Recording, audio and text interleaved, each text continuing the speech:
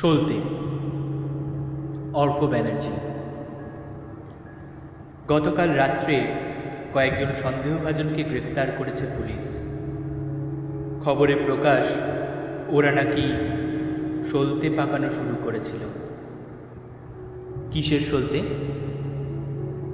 সলতে পাকাতে শুরু করেছিলেন কয়েকজন ধর্মগুরু। সলতে পাকাতে শুরু করেছিলেন কয়েকজন বিপ্লববাদী দার্শনিক। সলতে পাকাতে শুরু করেছিলেন কয়েকজন কবি।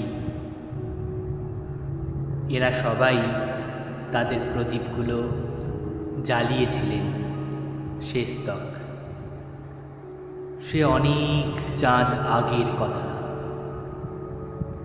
এই সব দেখে শুনে আহ্লাদে আমিও একখানি সলতে পাকাচ্ছিলুম মনে মনে, কিন্তু আমারটা জ্বলেনি।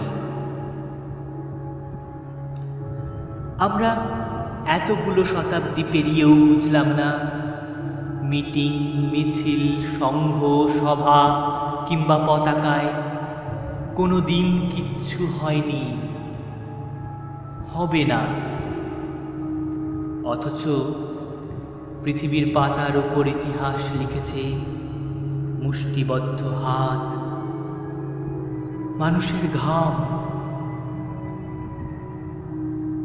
গতকাল রাত্রে কয়েকজন সন্দেহভাজনকে গ্রেফতার করেছে পুলিশ। আমার তো আজকাল সকলকেই সন্দেহভাজন মনে হয়। সন্দেহভাজন মনে হয় কলমগুলোকেও। কালির বদলে আজকাল ওরা বিষ পুরে রাখছে জঠরে।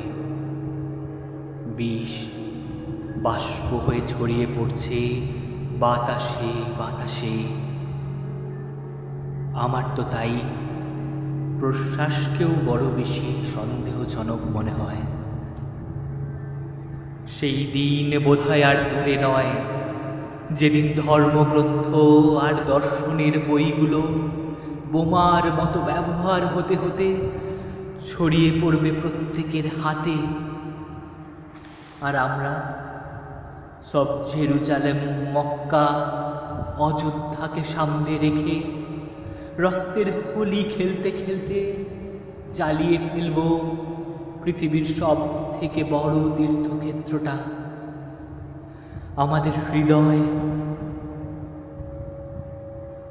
সেই পোড়া ছাইয়ের ওপর কবিদের আত্মা এসে মাথা ঠুকবেন,